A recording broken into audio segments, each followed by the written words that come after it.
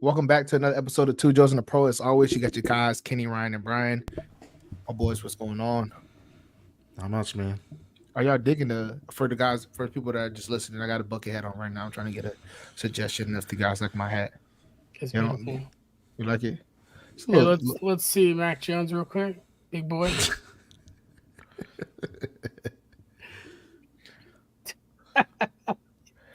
I think, I don't know what he's doing. Well, this is a big boy podcast, so we're Yeah, fine that's with that. true. You know, He's hey, I got a different flavor of this poppy. Pretty good. I like the other flavors, the cola and all that. Not so much this. I actually like this flavor. Anyway, let's get straight to business, dog. So only thing that we have on college is Hurley just turned down the Lakers and said, "Fuck off. Yep. Your money is not good enough." I guess LeBron didn't bribe him good enough to tell him to come over. He said he had his full support. Hurley said, "Oh, that's cool. I'm going back to UConn." So that's kind of how that front goes there on college. College football is just not really heating up. You just see a lot of guys getting ready. It's getting closer, dog. You can tell it's getting closer. A lot more practices and things like that. I know Ryan would touch on NFL, but I'm kind of drop on that front. I guess I could touch on basketball. Right now, Oh, you want to talk about NBA? yeah, on NBA because I don't have anything about college football. That's it. College football, college basketball. Nothing's going on there. Yeah, what's going Yeah. on in NBA, Kenny? Yeah, what's going on in the NBA is that it's a bad matchup, man. So crazy. Brian Somebody was said correct. that. He said it was a bad matchup, and I thought that uh, the Mavericks were going to show up a little bit better, but role players are not there. As I expected them not to be in the Timberwolves series, but it didn't happen. They actually showed up there. So you've seen like a reverse role. I do think the Timberwolves would have been a far better competitor just because they have a lot more defenders.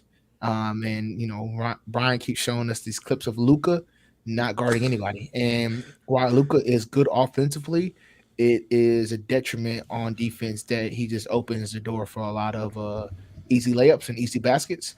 Um, Yeah. and just across the board, the Celtics, I got to give them credit. They got four straight out dogs. And I think if the Timberwolves played them, it'd be a good matchup with Jaden McDaniels. You got Mike Conley, you got Anthony Edwards, you got some guys come off the bench with some length to kind of razzle things up. But not not the Mavericks. So it's Yeah. not that. I mean, the big thing is definitely Luca. He's terrible on defense. I mean, any one of us three could play better defense than him in the NBA right now. I don't even care. Just his positioning. He's just out of position. It's I don't like, believe that. I can't play deep okay. basketball. All right. Well, Kenny and I could. Yeah, he just don't Uh, slide. Flat out for the people that are ballers, he don't slide them pups, dog. He just doesn't slide his feet at all It's not even whatsoever. that, but when he's off ball, he's out of position. He's not even like looking at his guy at all. He loses I don't him. even think he has to look at his guy, but he doesn't show that he is even in a defensive presence. He's not head on a swivel. He doesn't have a foot in the paint if that's their defensive philosophy. He's not denying the ball if it's one pass away. He's not doing any of that. He's just standing there. He's just standing there, like and regardless of what people want to say or what he brings to the offensive side of the ball, you just can't do that. You can't because what they're doing now, they're just isoing him. They're like, hey, He doesn't have to be a lockdown defender. That's not what I'm No. asking. All you got to do is just be Steph Curry. slide your feet a little bit. Make That's it it. somewhat hard. Yep. And I hate right now, you can tell that the Celtics are clearly the dogs. The Mavericks were the dogs. I felt like during the Timberwolves series, from the sake of they were hitting shots and things like that, so they made them play defensively better. But now when you see them going against the Celtics, it's not even close. The Celtics are pretty much just taking their heart, and you can see it. All right. Drew Holiday, lock up. Jalen Brown, lock up. Doggone Devin White, lock up. Jason Tatum, he's playing a solid role as the four man, right? Getting a hella rebounds. He's playing, they're switching across the board. It's hard to stop a team when you got four defenders. You just say, hey, top four, gonna switch everything. Horford, you gonna Yep. get in there. We're gonna figure out how to rotate to help you there, but we're just gonna switch everything, and it's gonna be hard. It's hard to do that there with Timberwolves team. You couldn't play that small ball. You can't have Karl Anthony Towns on a Jason Tatum. You could, but you risking being in foul trouble, right? So you don't want to even play that game. But with a team like the Mavericks, where you got PJ Washington, who's just going to be on the outside shooting. You got a Derek Jones, who's just in the corner sitting out there shooting, and then Kyrie and Luka just playing ISO game. It's like, oh, this is easy. This is easy to defend. We can stop this. You know what I mean? And thank goodness Porzingis wasn't in the game, or it'd have been worse than what it was yesterday, right? Because I thought they had a chance yesterday, but I think that what Boston made up for, that I thought they were going to have lapses, was on the defensive, or after they won the first two games, they're going to chill out. And I like how Missoula just pretty much, that's how you say his name, Missoula? Yeah, Joe Missoula. Yeah, Joe Missoula. I just like how he pretty much has been on their ass to like, listen, don't drop the intensity. Keep it up. If you keep the intensity up, they cannot compete with us. They do not have enough. And what you're seeing right now is that they do not have enough. And those guys is tired. Like Kyrie had an awesome game yesterday. After the first two games, he didn't do too much. He had an awesome game yesterday, and they were hitting shots. But guess what? Who else is coming to the party? Nobody. You got to have somebody else to come to the party, right? You just can't have one player, because on the Celtics side, everybody's showing up. Yep. Right. Guaranteed Jaylen Brown and Jason Tatum are showing up. And all you need is, all right, guess what? Drew Holiday, I just need solid defensive performance from you. If you can knock some shots down, cool. Yep. Derek White, if you could hit a couple threes and keep playing, do what you do defensively, it's a fucking wrap. Just get 15 points. That's all we need. Right? That's it.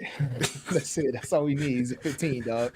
So, dude, like, the Mavs, though, like you said, we're getting tired. Luka, because Boston kept putting him in pick and roll and making him have to defend, it tired him out. For sure. Did you know that in the 3 games of this finals, he only has 8 points in the fourth quarter? And that I fully believe is because he loses his legs by the end of the game, and he can't shoot as well.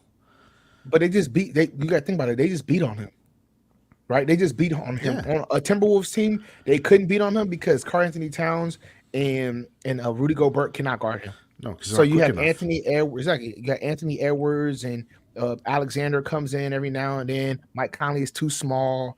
You had Jaden McDaniels. So you really got 2 guys. So it's 2 for 2. We can.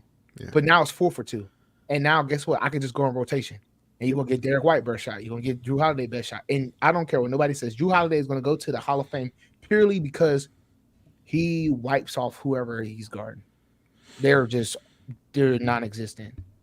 Like completely non-existent. And I think that you guys, from your role player side, you're getting phenomenal play. Even like Hauser came in. Hauser? Yeah. Yeah, Hauser came in last game, hit a couple threes. I like even Pritchard. Even Pritchard was getting in. He was getting in Lucas shit yesterday. He was playing pretty good defense even on Kyrie. Yeah, like he was staying in there with him. That's all you got to do. Just make it hard. You just gotta make it difficult. That's all. But I don't think nobody. That man Kyrie is different. You can't stop them from scoring, but you can make it harder, and that's all they're doing. You can drain some of his energy in the process. Yep. But what Kyrie has shown is he's shown everybody that was hating on him because of all the off the field stuff about his views, that he's like, bro, I literally just hoop. Like I hoop, and no matter who's guarding him, they look like they on skates every time. They're staying in front. Right, but he finds a way to get to the cup. You like, is this annual mixtape tour? It's crazy. But yeah. So I'm going to say another key I think is the Celtics aren't doubling them, Luka and Kyrie. They're just not doubling, and so they're saying, "Go ahead, you score your 60 points collectively. We're going to make sure your other guys aren't getting wide open shots." And I think that's the biggest difference between the Celtics playing the Mavs and when Minnesota played the Mavs, because Minnesota had to double because Gobert and Karl Anthony Towns were getting cooked because they're too slow. Yeah. But even old ass Horford he's quick enough to stay in front of Luka to where he's gonna make him shoot over him, which Luka obviously can do. But again, like we said, he's just making it harder. and that's all he needs to do.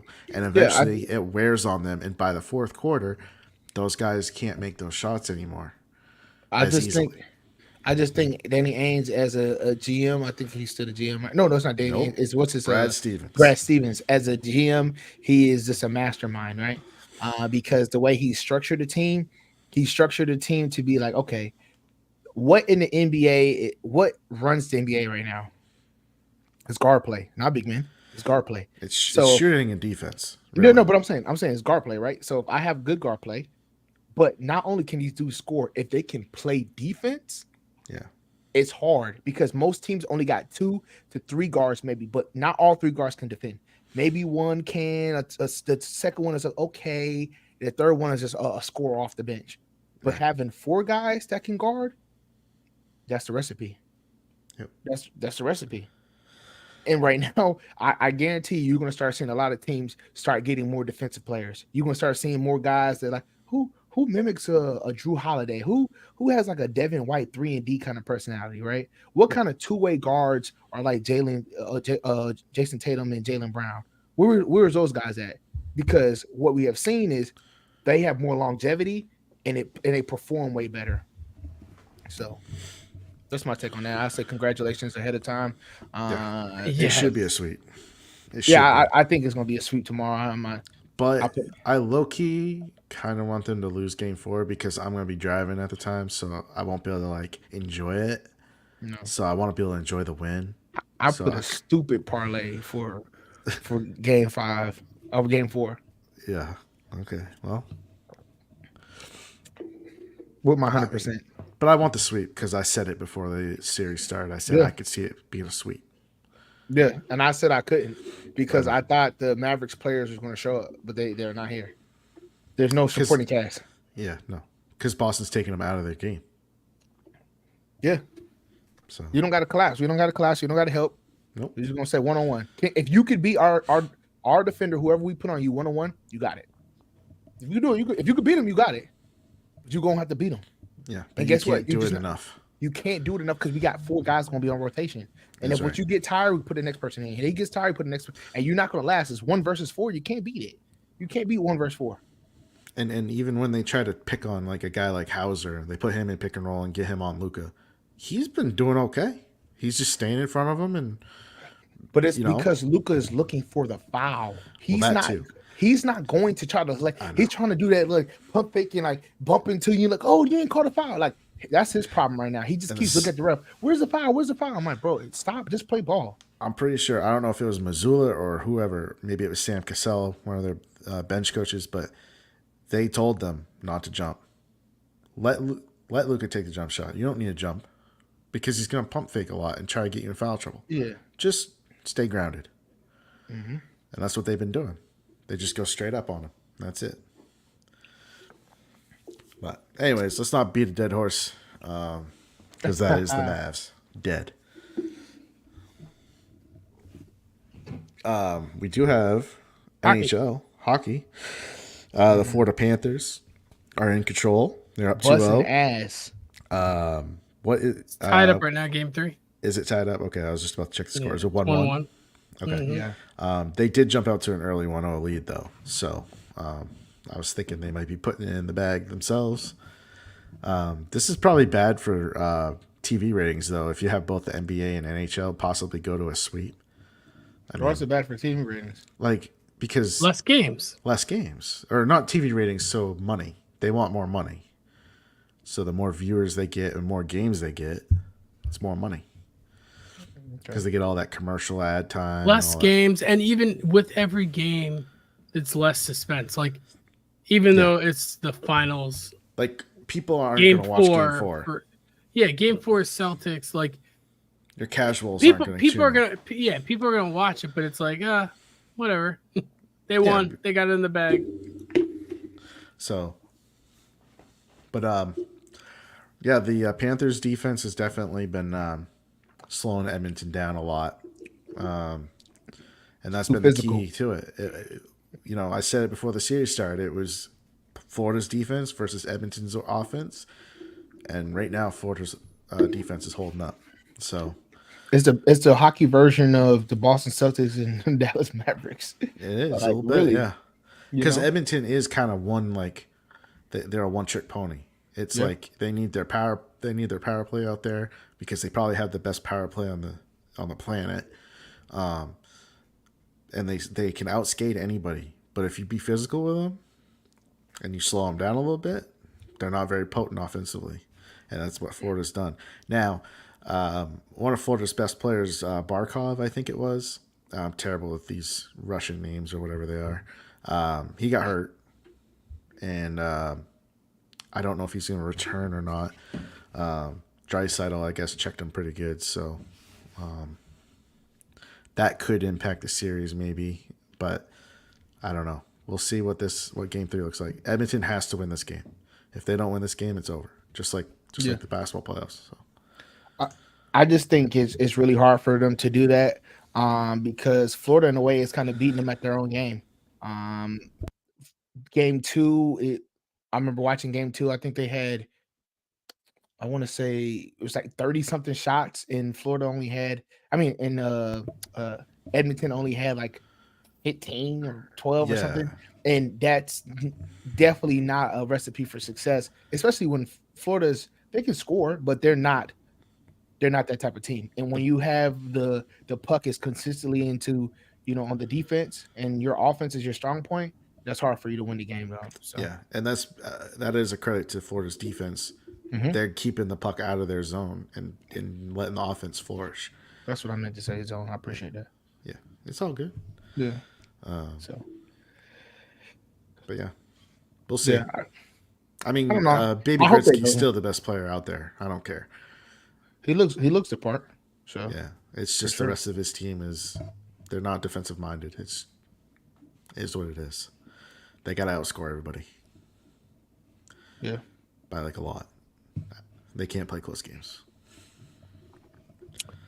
Want to touch on baseball? I got a lot of shit to say on baseball. Baseball, not to get into BK bets right away, but I'm just saying we're doing pretty good. Today was kind of this is got a little uppercut today during the day games. This is a humble me day. Yeah, but overall, like the last couple of weeks, just been crushing it as far as betting goes, and you've been crushing it. I just started crushing. Well, yeah, but you hit big parlay, so that was basketball. But either way, but baseball wise, you got Yankees are fire except for today. Let's speak on that. I just knew for sure there were a lock versus the Royals today. They came out early, and then I was like, okay, they went to their bullpen to really piss, and I'm just like, what is going on right now? And I'm like, all right, whatever, 1-2 runs, and then sure enough, the bottom of the ninth, I was like, all right, they'll close it. Yeah, they blew a save bottom of the ninth. That was terrible. Oh my gosh, I was pissed off. Not only that, but if you've been paying attention to the Yankees at all, you'll know that Aaron Judge has been on complete fire for the month of June. He's hitting over 500 for the month. I know we're only 2 weeks into it, but still, that is crazy. And he went 0 for 4 today with 4 strikeouts. Breaking news. What? The Mets just hit a 2-shot homer bottom of the ninth. Oh, my gosh. Oh, thank the Lord. I needed that. Thank the Lord. 2-shot home run bottom of the ninth, dog. Yeah. That is madness. That's the second night in a row, dog. Good yesterday, shit. They should not be losing to Miami. I know the Mets aren't very good, but Miami, they're terrible. Sereno, he didn't pitch well today either. Yeah. But sorry guys, I know y'all like, man, me and Brian has been locked in step on this baseball tip. Yeah. But now that was the second night in a row. Yesterday it was it Cleveland? Who was it yesterday that hit it? It was the Padres. Oh my gosh, Padres did the same thing. They were losing to the parlay. Yeah. That was 2 nights ago. Was it the Padres? Padres was 2 nights ago. Last night was a walk-off by Detroit Nationals game. Yeah, Kenny's out here battling the Detroit versus Nationals series. National. That's how you know. What are you doing? That's it. Two of the That's how worst you know it's teams in the crazy. league. Yeah. I would say that the Orioles, to your point, where the Orioles have been on fire Until till today. today, which I bet on both of them. So I was like, damn, they've been on fire till today. I've been betting on Atlanta to get it together. They can't get it together until today. So we'll see how that goes. I think across the board, you're seeing a lot of you've seen a lot of young guys step up, right? You've seen a lot of young guys starting to make a name for themselves. Is in my opinion, it's a reshuffling going on in the league where like a lot of the old guys, the big names, right, the old veteran players that we knew of, that we know of, are now being has-beens, right? And these young guys are stepping up to the plate, starting to make a name for themselves. Most like the biggest guy right now, I would say, is Gunnar Henderson from Baltimore. from Baltimore, who is just it's just been on fucking fire, dog. It's just crazy seeing him play.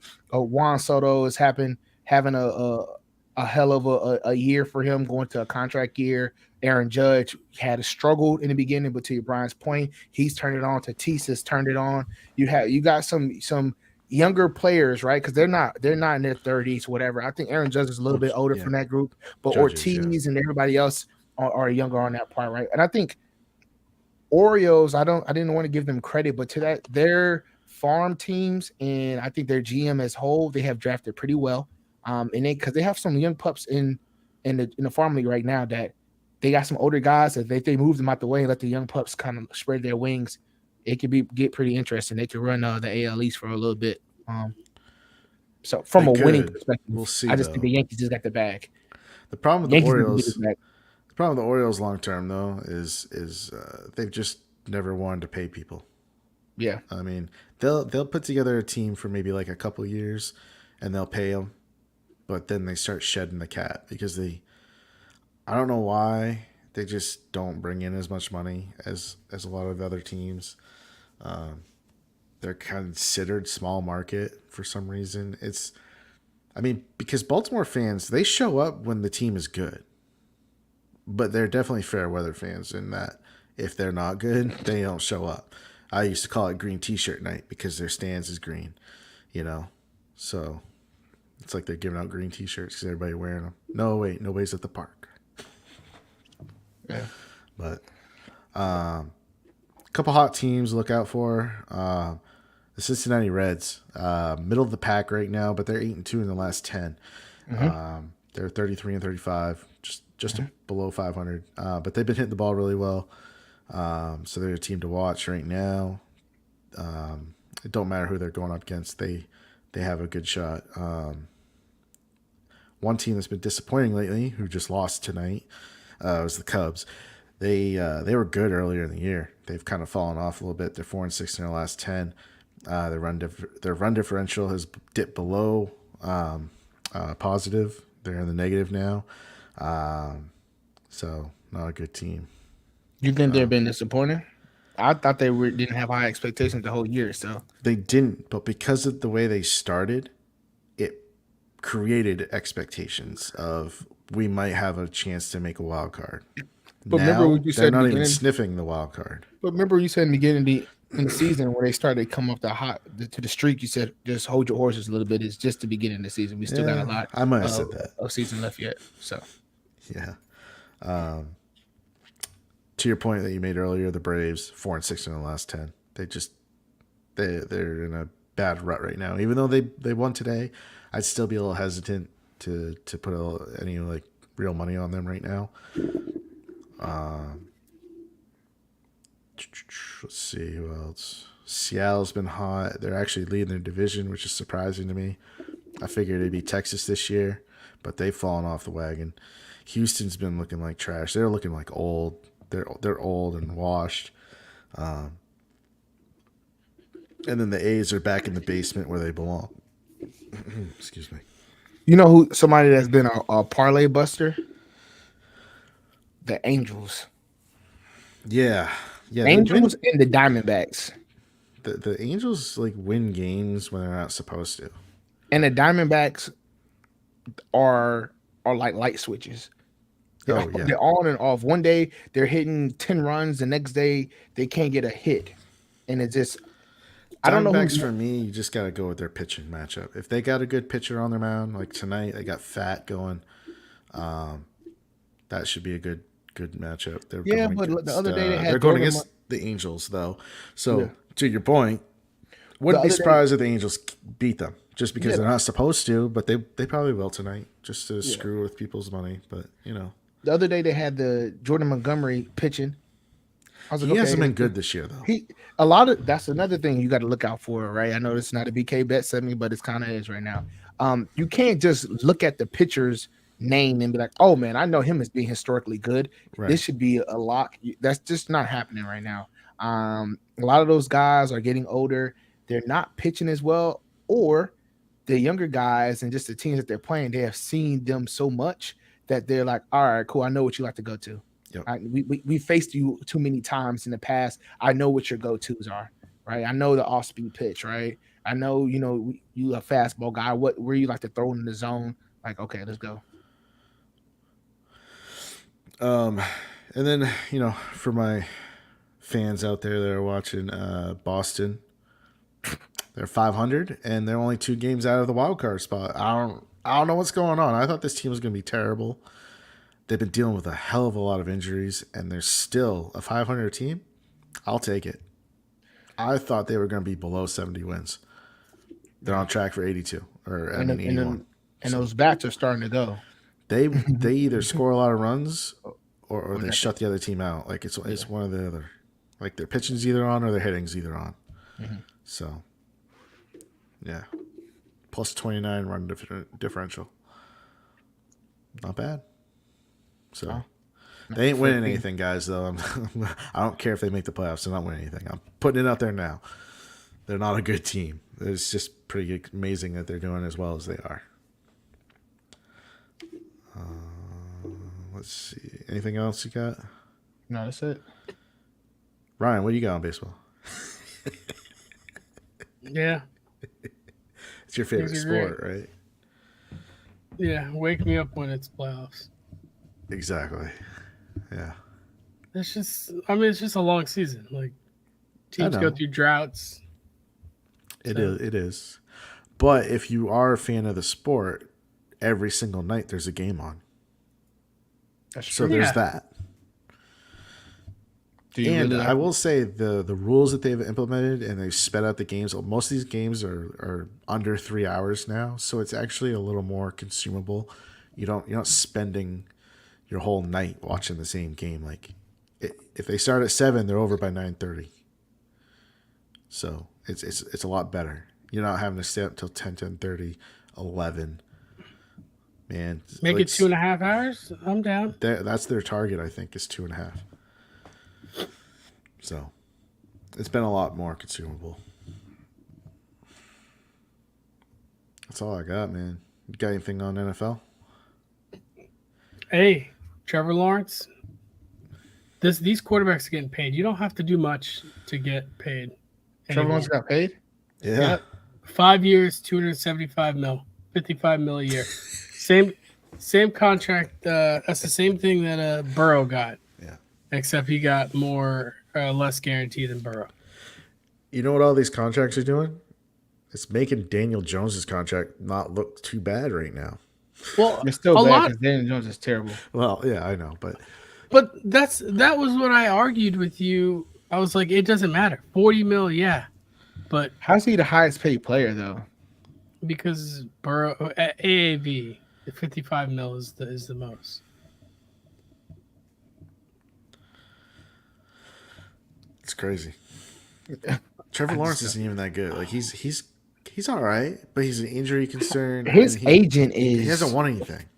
They saw that Mac Jones. They saw that Mac Jones video. They're like, all right, let's stop playing. Cheeseburger Jones here. Hey, he's a Big Mac. Okay, leave him alone. He's supersized this year. I just don't understand how you give him $55 million. He's not even a tier 2 quarterback. It's the going rate for quarterbacks, man. He's a cusp over 2 years. What did Kirk Cousins get? Kirk Cousins got like 50. A tier 2. He is not as good as Kirk Cousins right now. And Kirk Cousins is not good. The fear of being in quarterback purgatory scares the living shit out of people. Yeah. I'd rather be in quarterback purgatory with somebody that have a chance on with up and coming quarterbacks, right? They're getting better. Look at the Jets. What about it? Swing and a miss every time they try and draft a quarterback. Yeah, but guess what they don't have to deal with? Paying somebody, overpaying somebody, and then not working out. Yeah. Yeah, guess what else they don't get to deal with? The championships. The playoffs, championships. So Wins. what person has a big contract that's made it besides Patrick Mahomes? Burrow? Lamar. Well, Burrow last year, it was his first year he got his contract, didn't even play. Yeah, but still, I'm not talking about him. previous. I'm talking about after they got paid. What have they done? Who is? Lamar got to the AFC Championship. Yeah. Lamar, cool. Lamar, right? I guess you could say Josh Allen, Patrick Mahomes. A lot of these guys Josh are Allen's just disappointing. A lot of these guys are just now getting paid, though. Justin Herbert? Well, that's incomplete. He just got paid. And his coach was in his way. Yeah, that coach was terrible. And Burrow is an injury-prone quarterback. I think you can almost say that now. Daniel Jones? Jalen Hurts? Yeah, injury-prone. I mean, Jalen Hurts got him to after he got paid, they didn't do great. What do you, Kenny? What that money has to be spent. It has to be spent, but let it be spent on somebody. Let the running backs get it. No, it's not about the running backs. Let the money be spent on somebody that is proven. Right? Just because a guy has potential, don't give the money to the guy by potential. I'm okay with Patrick Mahomes. I'm okay with Josh Allen. I'm okay with doggone Lamar Jackson. I'm okay with Joe Burrow, right? Because those guys have been there.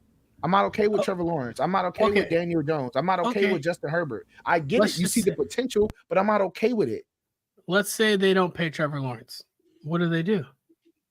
They go draft a guy that hasn't proven or shown anything. What did they do with Trevor Lawrence, though? Who do they get, though? That's what I'm asking you.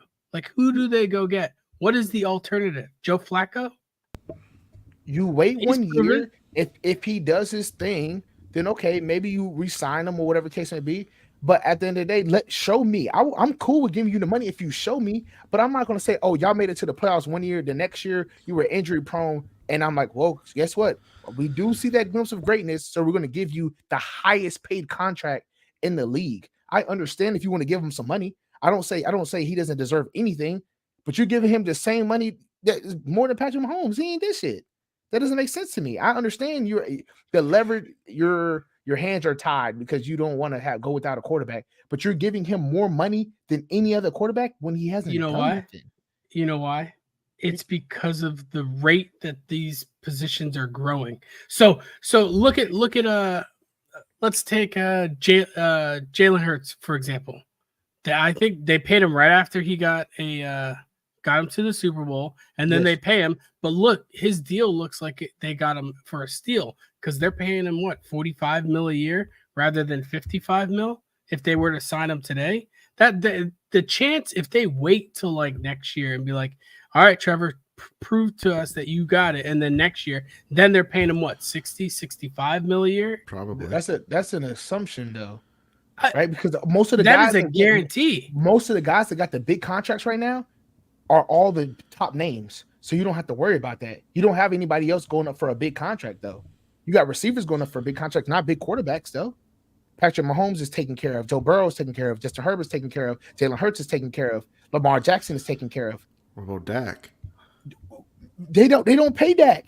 He's coming due though. That's what I'm saying. He's been coming due all the time, and they still talking about they're not paying him. Somebody will. Somebody will. Don't get me wrong. That somebody will. But why? I'm saying I rather hedge it.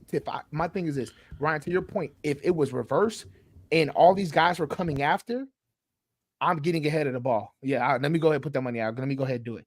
When you don't have anybody that's really going to challenge you as far as pushing the market to go 290, 300, I'm like, all right, cool. I'm hedging my bets.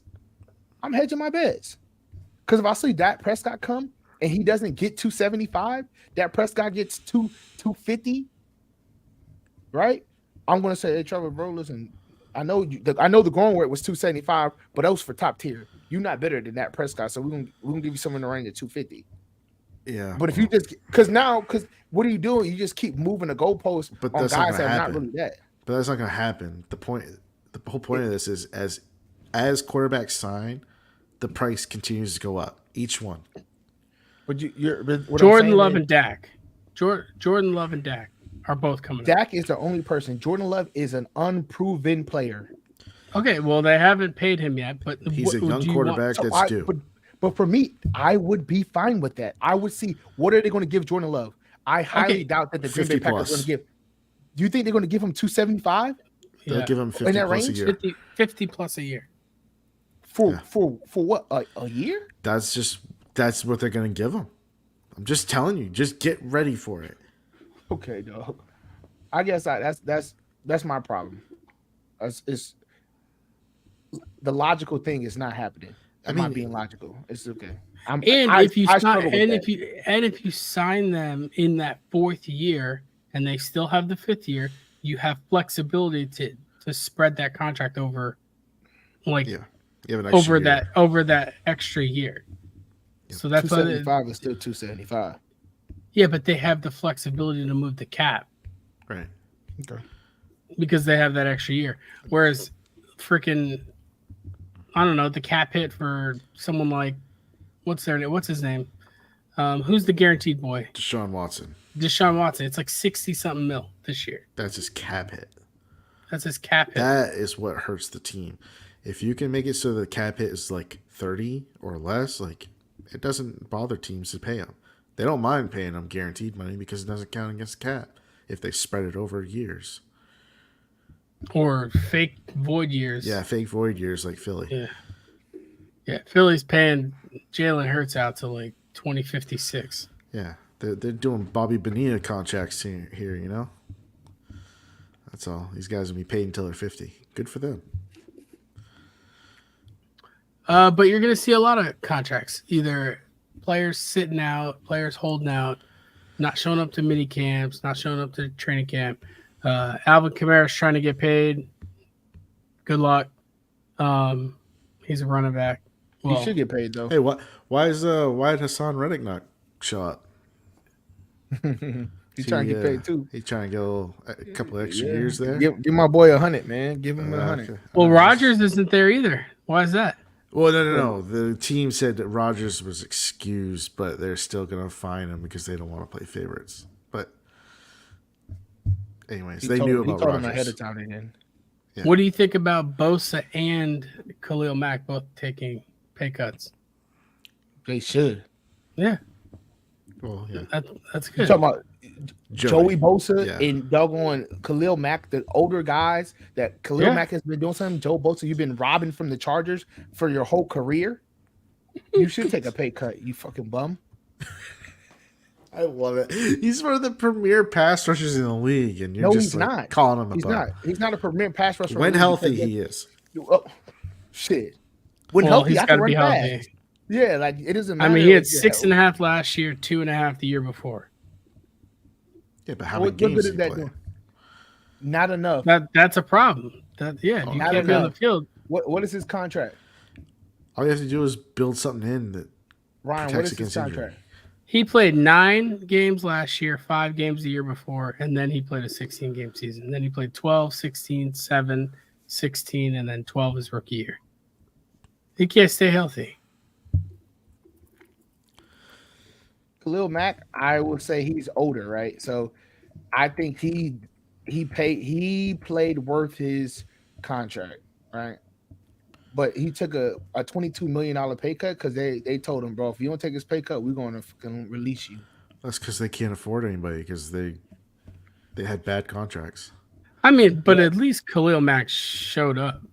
Yeah. They gave him a 5-year, $135 million contract. Yeah, he had 17 sacks last year, though. No, I'm not talking about Khalil Mack. I'm talking, this is Joey Bosa. Oh, yeah. Bosa can't stay on the field. And then right now, he just signed a 2-year, $40 million contract. Yeah. But that's what I'm saying. He's a 2-year, $40 million contract. He's about to turn 29 years old, right? And his numbers is not like that right now. And when he first came out, he had all the promise, right? He had all the promise. It looked good. Oh my gosh, this guy is going to be just different. And then now he's just been fucking the team, just been robbing us. Just been robbing us, dog. But they can't pay my dog no bread. They can't pay him his money. 3-year, $45 million. I mean, you would think that the Jets pay him because they traded for him. They'll trade for a guy and then not pay him. A 3-year, $45 million deal for the guy that's had the most seasons consecutively active with double-digit sacks, 5 years in a row. Can't get any money. And he's played all his games, every game. Just about, yeah. Has he ever missed a game? I don't think he's ever missed a game. Oh, just according to his stats, it's 16, 16, 16, 16, 16, 17, 17. Yeah, I don't think he missed a game. I don't think Hassan Reddick's missed a game. Damn. That's a dog. But on top of that, even last year, his stats last year, they had him first 6 games. Well, I forgot how many games. First 7 games, for 8 games, he went off on the same pace. Then they dropped him back 70% for the rest of the year. What? Crazy. Still had double digits. It's because they knew that he was gone after the year. Still have double digits. We don't want to pay him. We're just going to drop back. We think you better. What? You know what it is? I think it's because he took so long to get started. They had him in Carolina. No. I'm just saying, like those first 3 years, it wasn't like. Well, that doesn't matter anymore. I know, but he should be getting paid now. But in Carolina, they put him in inside backer. He's never played inside linebacker. They're probably putting him in coverage and shit. They put him inside backer. Then they fast. they put him inside backer. Then they put him on at will. Then they put him on outside. Then they say, hey man, we're gonna put you an edge. He starts snapping the edge. Then they switch it even like, okay, when you put him on the line, he starts killing. But if you look at his college tape, that's what he did. He is versatile. He can cover a little bit, but his strong point is I beat tackles off the line. I'm better. And then when he does have those double-digit sacks, Arizona that needed a pass rusher said, "Oh, we're gonna let it go. That was a fluke." Whatever. Yeah, I'm biased. Hey, the Falcons have got in trouble for violating anti-tampering policy. So they lose a 2025 5th-round pick, and they fine the club $250,000. And the GM gets fined $50K. How's that tampering, though? I don't understand that. They violated tampering. They were talking to Kirk Cousins, Darnell Mooney, and Charlie Warner. And then the Eagles were also under investigation for Saquon. Oh, you like that? But they found that there was no tampering. So Howie covered it up pretty well. Real quick, breaking news: the Florida Panthers are up 4-1 at the end of the second. What the hell happened? It's over. Yeah, that was quick. It's done. It's over. I took Edmonton to win money line late, last second. I take them. Yeah. Hockey's like that though. It could be quick. I mean, there's still 2 minutes left in the second, but so don't quote me on saying the end of the second. I knew I should have took them plus 1.5. Because maybe they'll score again. Who knows? I would have took them. I wanted to take them plus 1.5 too. Boy. And, this is 7-1. No, I'm just kidding. Return to Edmonton is public enemy number 1. I'm watching it right now. And then it's 27 shots on goal versus 18. So pretty much Edmonton has had the shots on goal, but Florida is being snipers. That's almost a 50% clip rate. Not a 50%, 25% clip rate. Almost. Or it is. And for anybody that's interested in the baseball scores real quick, a big parlay piece for most people was probably the Twins. They're up 6-2 in the top of the 9th. They should win. And the Diamondbacks, which I was talking about, they had a good pitching matchup today. They're up 3-0 in the bottom of the first. Ooh. Ooh, I like that. I like that. She don't even need me to drive. Ooh. So maybe tonight we'll make the rebound for what happened during the day. Don't jinx it, bro. Don't jinx it. I think one of the guys I took didn't even show up. Anyway, whatever. He's not even All on the right. roster. How's that possible? Hey, you got any rookie fantasies that you might want to talk about? We just had a dynasty draft, so I know Ryan's a little bit more engaged into fantasy world right now for dynasty because he took some I dart mean, throws in our draft. So, I anything you don't. got to bring up? I don't know. I really do think that there is going to be very limited running backs this year. Like, I don't think that it's going to be very hard pressed for us to have a 1,000-yard rushing rookie this year, I don't think we unless will unless an injury happens. unless an injury happens or someone comes out of nowhere. Like, for example, I've been like, obviously I'm a Giants fan, but I have seen that reports that the rookie guy that we got from Purdue has been playing a lot of snaps with the first team. I mean, he's a pass catching receiver. Who do you guys even have at running back right now? Devin veterans. Singletary. Oh, Devin okay. Singletary. I remember you guys got somebody, but I didn't remember who. But this guy is supposedly really good out of the backfield with like catching the ball. He was a receiver converted running back at Purdue. So he's only played running back, I think, 1 year. That's good in one sense. Doesn't have a lot of miles on the legs. So I mean, we'll see. But like I could see someone like that, like playing like that, like Alvin Kamara type role and potentially having an effective ground game. But the other person is people like Trey Benson from Arizona. But the problem with him is James Conner doesn't like to get hurt. And when he does get hurt, he toughs it out and plays through it. yeah, And he's still an effective running back. So yeah, James and Conner's he's pretty good. So I don't have any faith in Benson for this year. Brooks might be a wild card only because there's no clear number one running back there. Miles Sanders is decent, but he didn't really control the backfield last year. You know, Chuba was still getting a lot of touches last year. So right now they got the three of them. Brooks is going to mix in a little bit. It depends on what the splits are, how much action each one gets. you know who Brooks is coming off an injury too, right? Yeah. Yeah. Yep. So there's that too. So those are like the big names at running back. You know who I kind of like? Jalen Wright, Miami. Yeah, he's a fast guy.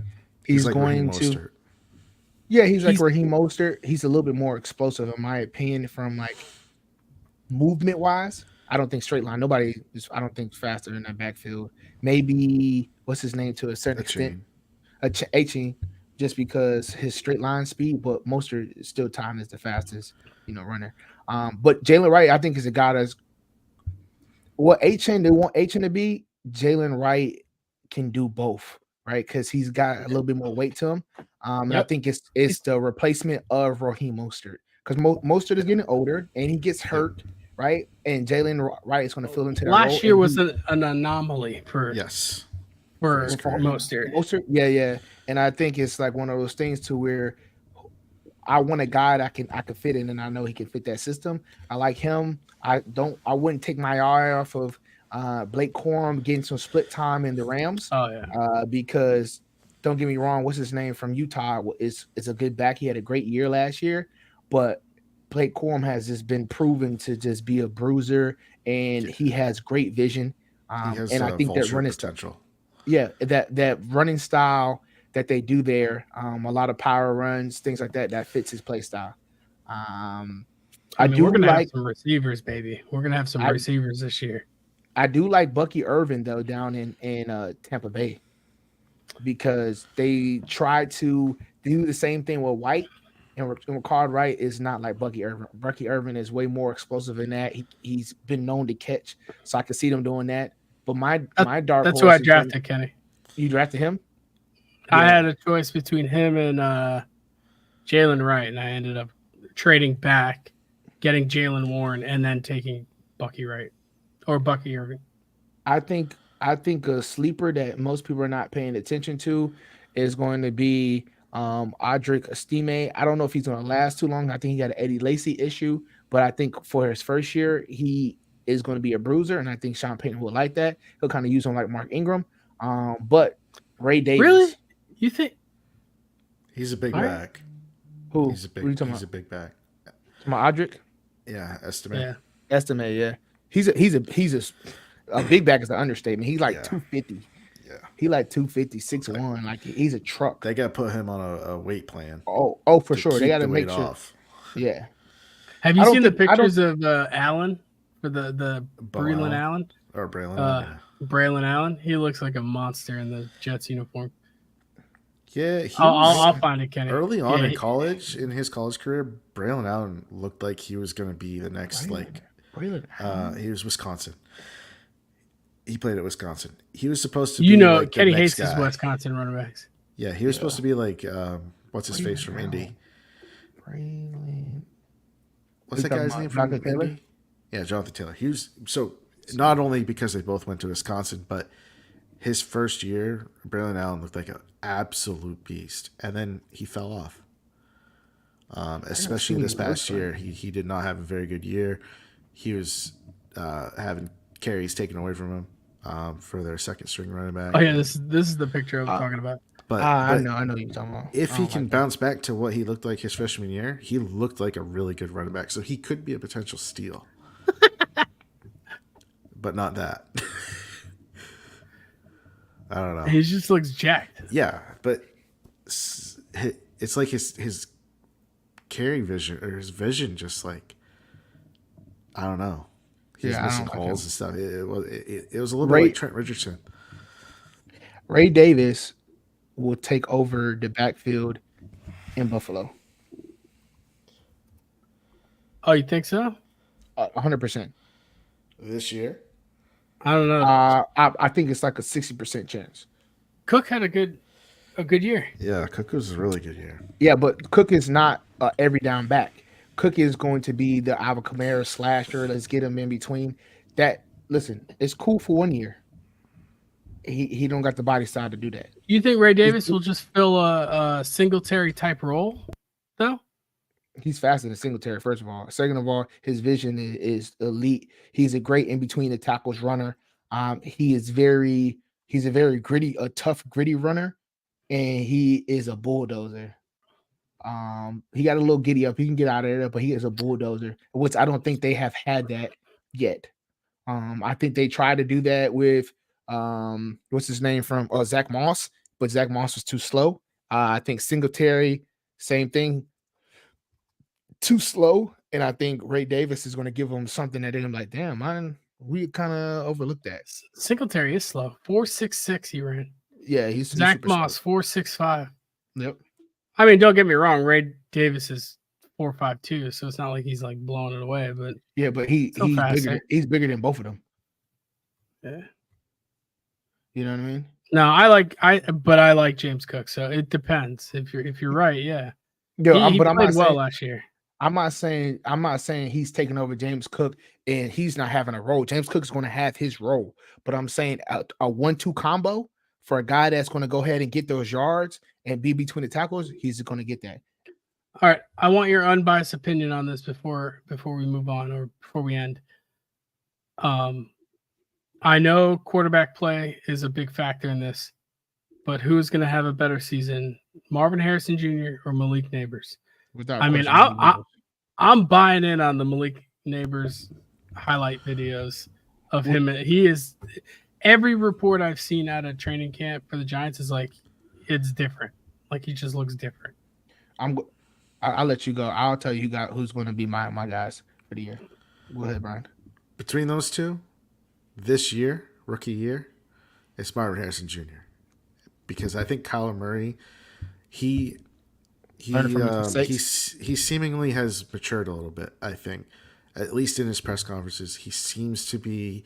Well, yeah, because they're tracking his iPad time now. Well, I'm just whatever it is. I'm just saying he looks like he's buying into this new system, and I think that it's going to pan out a lot quicker with Marvin Harrison. Marvin Harrison is their number one receiver right now.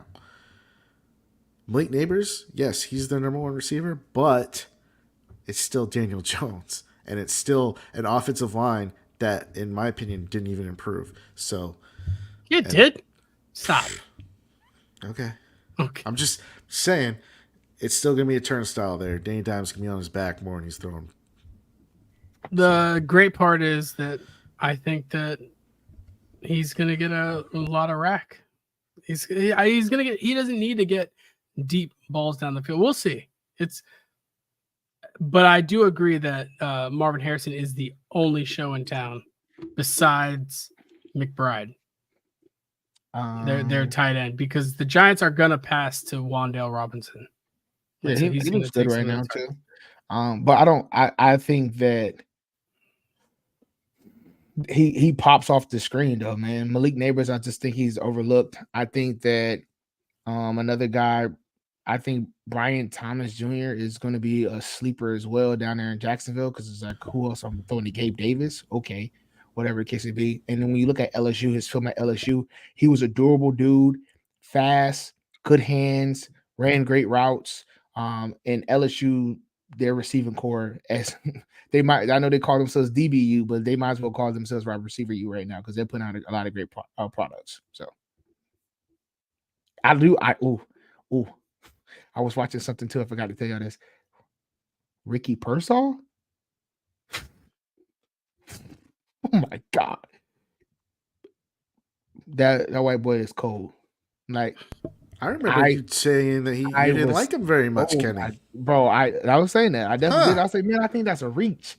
And then I started, sometimes I say things off the cuff, and then I have to go back and do some research. Then I started looking at him in Florida, and I was like, dog, he was their leading receiver there, by far the best talent. He has it, right, as far as like this explosiveness, which, no offense, the white brothers normally don't got that. It's very few. It's only McCaffrey, McCaffrey. That's it, right? It's not too many that got the pop, but he definitely got it on the film, and he got a little shit to him. He got he got a little yank. I'm like, that's a little nasty. Then I saw because he was playing with all those boys down there in Florida. Yeah, that's what it is. He picked up the dog down there. Yeah. So then I looked at him because he's training down there with Tyreek Hill and Jalen Waddle and all that. And I'm just watching his cuts.